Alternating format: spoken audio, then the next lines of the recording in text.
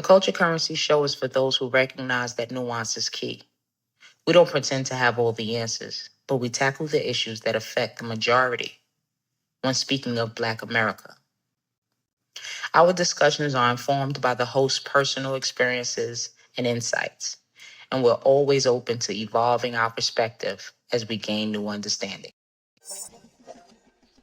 This is the story of two friends from the Bronx who decided to get real, be direct, and impact Black culture. Welcome to Culture Currency. Your culture is the value.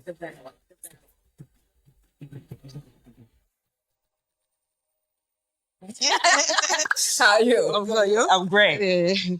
Yeah. Another season in the bucket. Said that. I'm like, for real? Yeah. Because you didn't realize it either, right? I did not. I did not. Verify. I counted. I said, okay. As soon as we wrap up season 10, we absolutely celebrate. All right, that sounds good. Season 10. 10 sound good. We got to do a big hoorah. Yeah, exactly. Let's do that. Yeah, that'd be nice. Mm-hmm. For one, thank you for our loyal followers. We see we got a loyal base that comes back every week to watch us. We appreciate y'all. Word. Absolutely. Y'all are keeping us going. We really need to know that some people are finding the value in what we're doing, so we greatly appreciate that. I'm Mahogany. I'm Ish. And this is Culture Currency. Where culture is the value.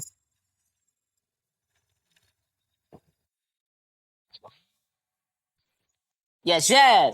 So we're going to set it off with our forgiveness episode. Got it. Yep. The forgiveness episode.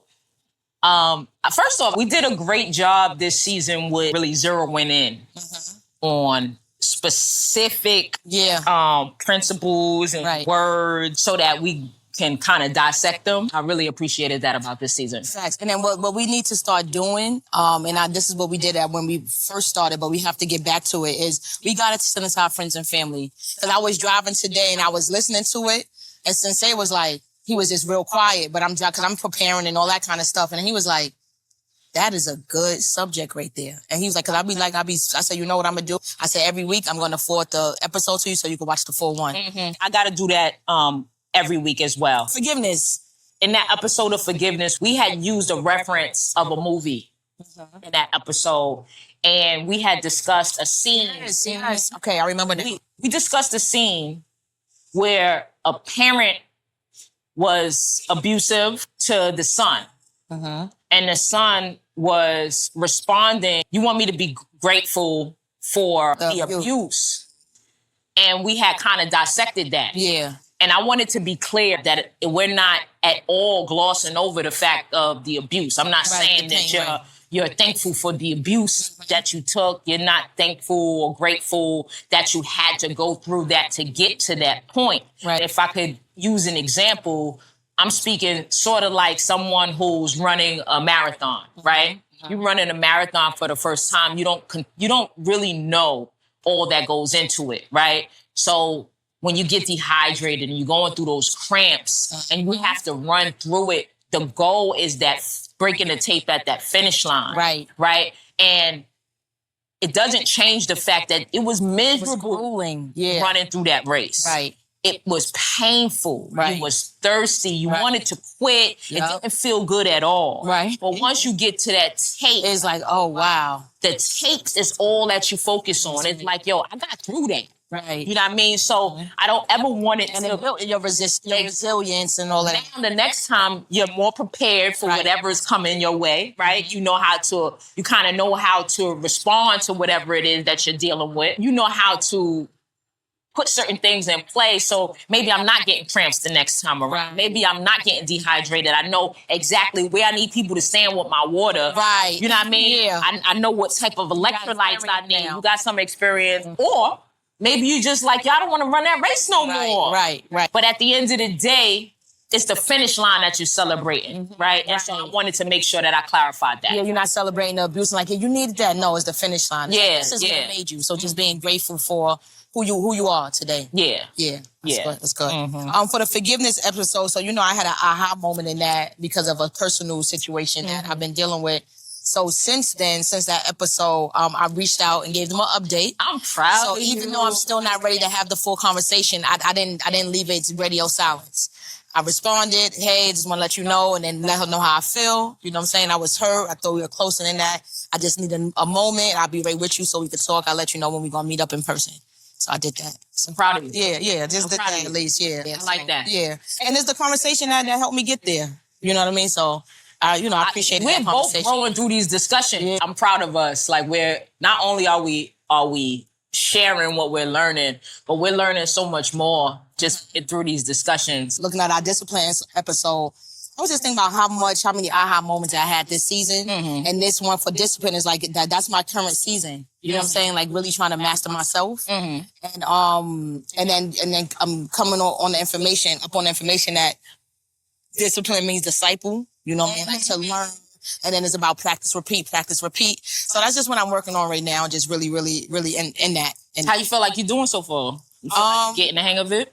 I feel like I am getting the hang of it. I understand how things go. Having grace, but I am conscious, and it's like, okay, I got to do this different. Okay, this is what I got to do different. Okay, I got to do this. Okay. You know, just making my adjustments. Yep. Making my adjustments. Yep. And changing the habits that's going to change the... Right. The thing about discipline is that it's so many, just like life, it's so many development stages with it. You know, because some years ago, discipline is one of the things that I was praying on, but it was discipline for another area. So now it's discipline for a new area, you know? So just like, about to start school, continuing the organization is just like every season is just a different level of discipline that you need to sustain and keep going. You know what I mean? And the beauty of discipline is once you have it mastered in one area, then it's easier for you to be able to take that art form and transfer it to another area. Because once you're able to do a constant, you now can apply that to other things. Right. Like it's that marathon that we talk about. That is running that marathon. You know what I mean? It's like a relay race. That passing that baton. It's like, all right, I got to this point. Right. Now I need this point. You got to get to this point. The finish line take mad different points. Right. Take mad different levels of understanding. Like the beauty of what we're doing is we're passing batons. Right. We're getting information from our life experience and we're passing it on. So now you got information that you can utilize in your world. Take it to the next level, pass it on. That's right. You know what I mean? I love that. But also I want to make an analogy about your thing with the rest, with your resting. Because once you pass the baton, you pass it on, you get a chance to walk. And you get the chance to rest for a second into the next race. So you got to make sure that between that, you're getting that rest. Note to self as well. Absolutely. But just make sure that, we taking care of ourselves like that. Because sometimes I feel like we doing so much that we pack it in too much. And we not giving that time to sit and reflect and, you know what I mean? I feel like recently I overplayed my hand. I'm dealing with my entire village. So I'm assisting other people in their worlds. Right.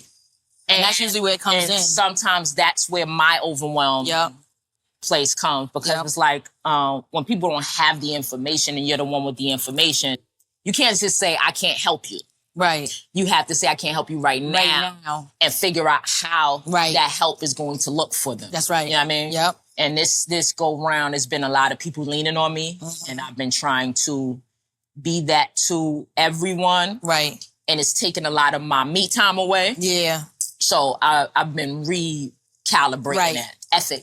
Our ethics. That episode, that was full of information. It was. Boy, that was full of information. It was good. That was that was a wealth of information. Yep. I enjoyed that conversation a lot. Me too. I wonder, was that the favorite one where we were just really... It was supposed to be a short day. Right. Because you had somewhere to go. Right. It was structured so well that the conversation kind of kept boom, boom, boom. Yeah, and we were ready. We became ready. Yeah. Yep. One thing I'm upset about, oh my God, I came back without the third ethic. Oh, you got it? No. Do that. You got your card? I say, yep. I thought you was going to have that for sure. I thought so too. I thought you was going to have that for sure. How long I had to sit here?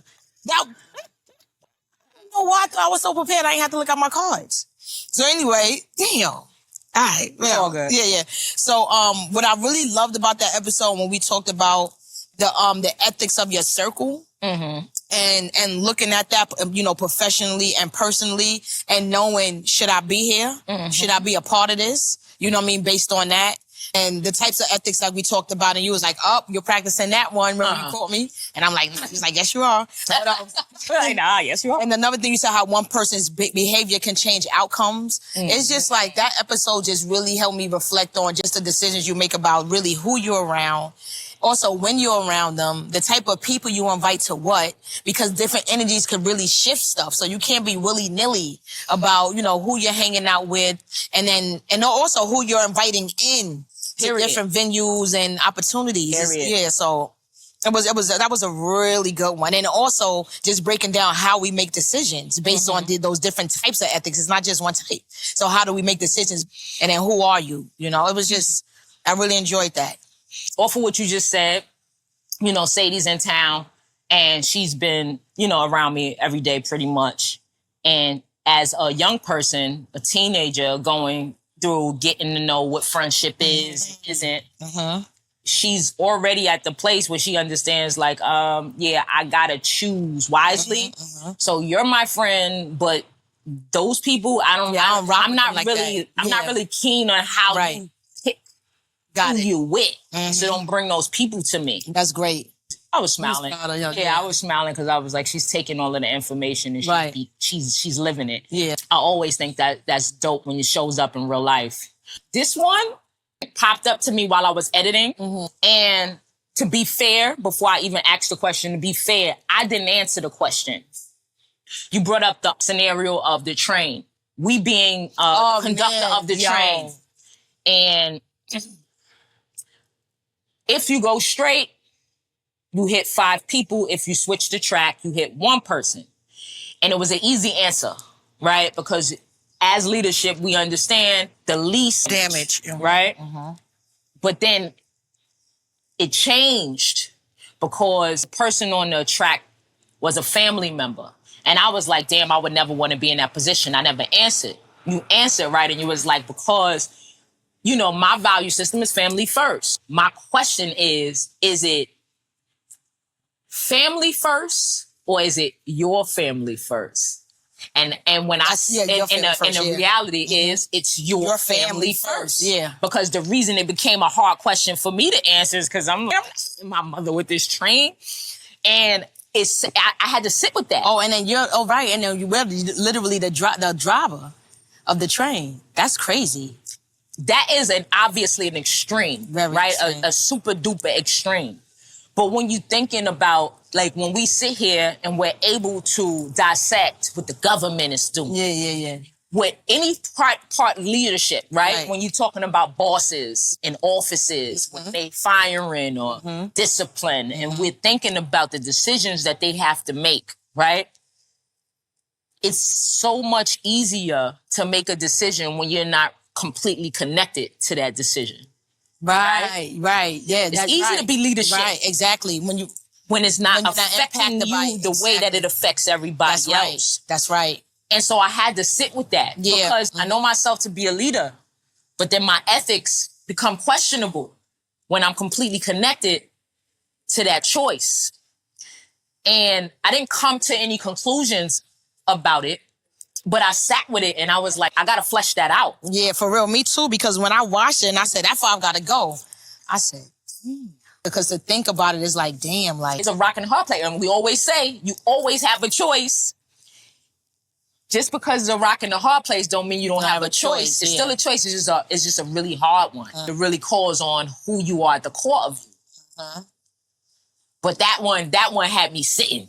Because I was like, that changes a lot. I see myself as a hugely fair person. But when it comes down to that level of extreme, it's like, that's when the selfishness takes over. Yeah, and we all got the different pieces of, Yeah, that was heavy. Yeah. That was a heavy one. It popped up online. I said, let me ask this. Yeah. But yeah. Now, that was good, though. That was a good... Was it? It was good because it makes you...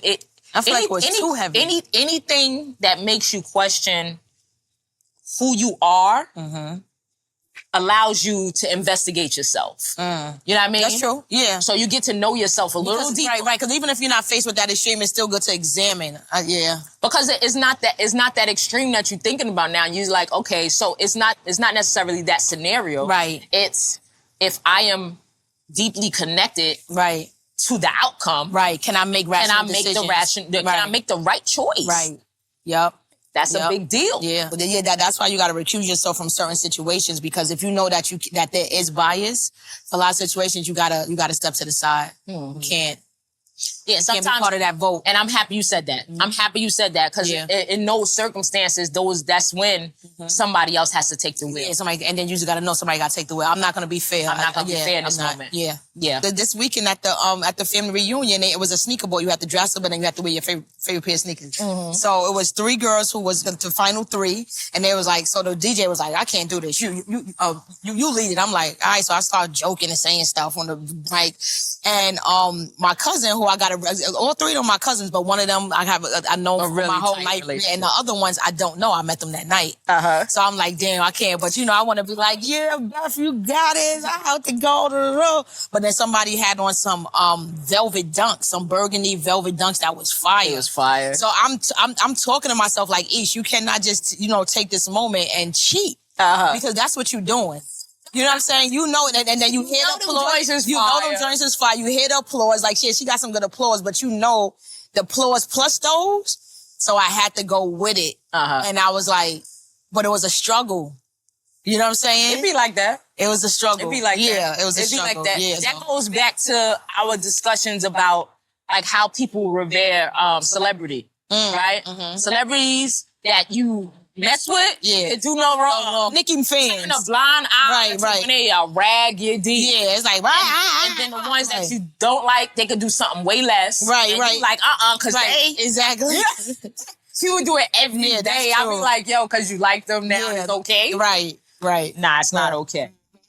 And that leads us to indoctrination. Oh, yes. Nicely. Within that discussion, we started to talk about how our history is not just watered down, but it's skewed. It's just not the real deal. It's not the real, right? I brought up how, yes, we all have African ancestry because the first humans supposedly were in Africa, right? However, that doesn't mean that we're all natives to that land. Titles are changed for purposes. A lot of us are indigenous to this land. Your sovereignty is in accordance to who was on land prior to it being colonized. If you know yourself to have been on this land prior to it being colonized, this land is your land. So I feel differently. Okay. I regard myself as an African American, especially coming from my family reunion, and we went over our family history back to great greats, and people did the ancestries and figured out what boats we came in and all of that kind of stuff. So knowing that my great grandmother, that she came over here from Africa, I can't remember what part. I'm going to consider myself an African American. That is my blood. When I make this statement, I'm not saying that all of us are anything. We need to know that prior to utilizing a title that doesn't belong, is my point. There are some people who can say, oh, I know what boat I came. Right. There are some of us who know that our people were here before a Columbus ever came. And it's the people who have rights over the land are the people who were there prior to colonization. Right. And so if you are claiming to be someone who came from somewhere else, you obviously are not somebody who were here before colonization. That's the whole thing. Got it. Good. Good point. One thing I wanted to bring back about the episode is when you were talking about the fact that a lot of people are waking up, like even though we have been indoctrinated a lot of ways and we've been spooked so much as a kid with the black cats and your bag on the floor, all of the stuff. One thing you brought it that really hit me was intelligence. You said intelligence is about receiving and the ability to receive and process information, right? And then I was thinking about that and another point in the correlation between social media and the short clips and how that's become that's the most popular way to get across information. But of course you can't get all the information. And then the longer clips are not promoted, right? And then also the fact that they took special education is no longer under the control of DOE. Was under control? But the Trump administration, Kennedy, what's his first name? He runs the whole special education department now. What is their long game? What the is going on? They on to the next chapter for that. The school to prison pipeline is what it is. Yo. Yep. And that's exactly what it is, because that's who's in the state prisons. Mm-hmm. Those with that didn't finish school and with learning disabilities. Yep. So it's just like, yo, man, like they took that from under DOE. So it's like, oh man, this is scary. Yeah. They making a real chess move, man, right under our eyes. And like you said, I have us arguing about other shit, and we losing whole education departments that's run by the government.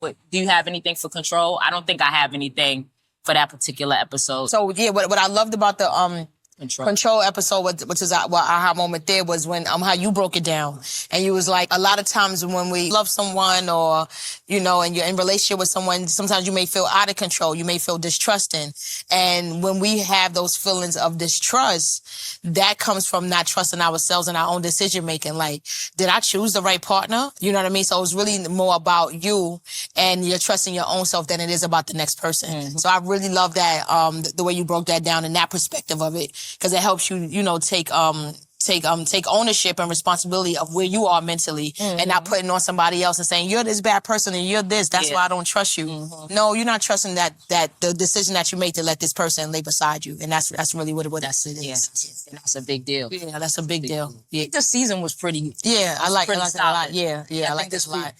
When more people get an opportunity to like really watch him and dissect it, it's a good one. Super informative. Yep. Super informative. Our last episode would be Divide and Conquer. Right. I don't have anything for that one either. It was really good. Yeah. Like we I do. We fleshed that out really nicely. What I had to say about Divide and Conquer was the fact that I mentioned that I went to Target. However, I got to add some context to that. When I went to Target was actually in February, and February was when the boycott had started. So I'm pretty damn sure that I went there before it started. That's all I have to say. And Mahogany was trying to tell me that before, but I wasn't picking up what she was dropping down. Too bad.